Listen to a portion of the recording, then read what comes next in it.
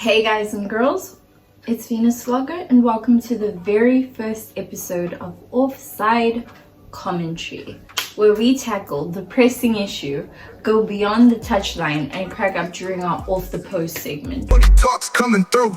Game time strapping, no rules. We offside kicking flames. Highlight web reels, deep dives, no surprise on end claims. Footy chatter, banner surf hot, no resistance. Offside commentary, the footy fix high persistence. So today, one of our top stories is of course Jude Bellingham being injured. I was devastated to say the least, like many other football fans. I remember when I found out, I literally cried. I bought tickets to watch England play in September. That's right, I'm going to Wembley in September. Then I find out Jude Bellingham's not even going to be playing. I've also never seen a football match, so I'm not really sure what to expect. Have you guys ever been to a live football match? Should I bring anything? What should I know before going? Are there things I'm not allowed to bring? Can I wear an England shirt? That's my main question. Or I can go in a Liverpool shirt. Back to Jude Bellingham. So Jude is one of many young players who has been recently injured. What is going on in football at the moment? It seems like lots of young players are getting injuries. Is football getting too intensive or too rough? What's going on? He's not the only one. I mean, Bukayo Saka, who's played almost every game for Arsenal, and they still continue to play him even though he just had the Euros. I don't understand why Bukayo Saka is getting so much game time. I mean, yes, he's the star boy. Do I think he should have won Player of the Season last season? We're not gonna get into that. Don't get me wrong, I'm a Phil Foden fan, but I think Bukayo Saka deserved. And I also think he should be nominated for the Ballon d'Or. Yes, I said it. Bukayo Saka should be nominated for the Ballon d'Or, and so should Gakpo. I'll go through my Ballon d'Or contenders, who I think should be a Ballon d'Or contender for this the upcoming Ballon d'Or awards. But for now, back to the pressing issue. Young players getting too much game time. I mean, Camavinga just had an injury whilst training with Real Madrid. Are the players being pushed too far and too hard? Why are so many of them? I mean, Thibaut Courtois had an injury for most of last season, barely played. Gavi had an injury. I think he tore his ACL. Most players need an extended break to really allow their bodies to recover. That's the first pressing issue at hand. Then we have, of course, like my personal favorite moment of the season, Man United's loss to Brighton. I think that one was just the cherry on top. I think it's setting the season up for some entertaining football.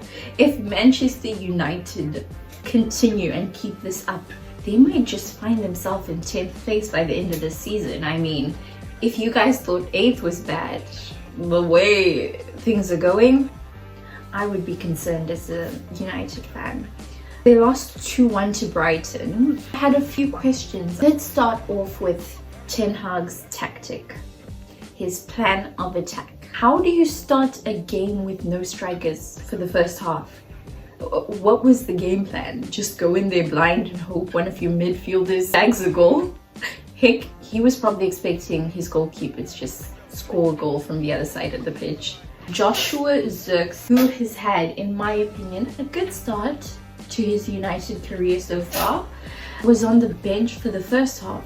I don't know why. I'm just as shocked as anyone would be. Why was he not on the pitch for the start of the game? You'd have to ask Erik ten Hag. Clearly, he knows what he was doing. What was Mason Mount doing? Genuine question. Like, what was he doing?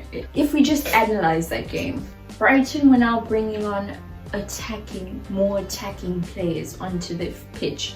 And what does Ten Hag do in response? He subbed off Harry Maguire. Say what you want, feel how you want about him. Harry Maguire, but he's one of the best defenders of all time. And I can say that with pride. Yes, Harry Maguire is a damn good defender. Dialect. I am so sorry for mispronouncing your name. Dialect? I'm so sorry. But yeah, he brought him on. I don't know why, what his plan was. He just wanted to shake things up, I guess.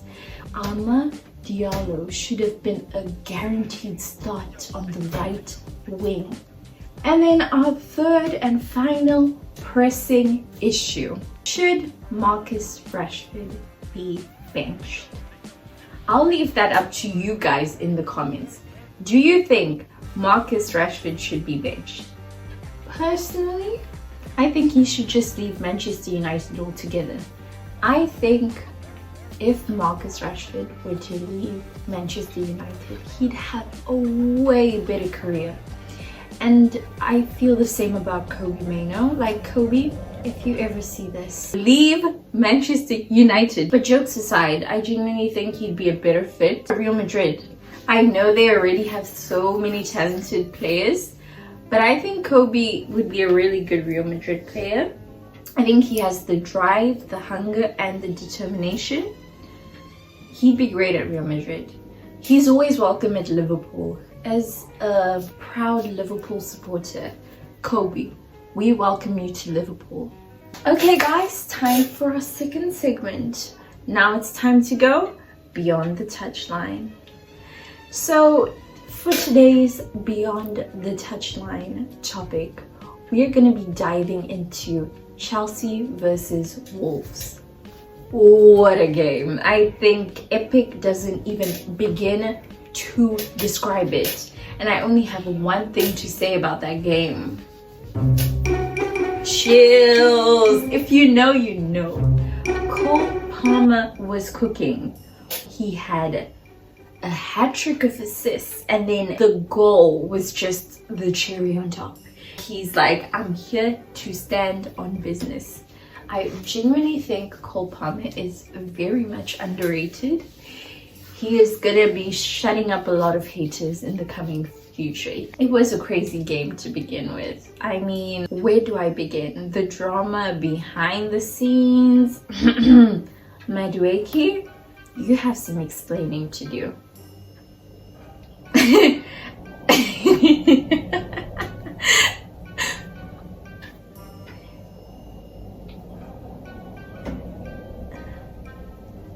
He just came to stand on business and seal the deal with 3 goals. He was definitely man of the match. And Wolves' defense, if you watch the match, you know exactly what I'm talking about. How do you allow another team to score 6 goals? 6! They managed to score 2, so it wasn't as embarrassing as if it was 7-up. If you know, you know.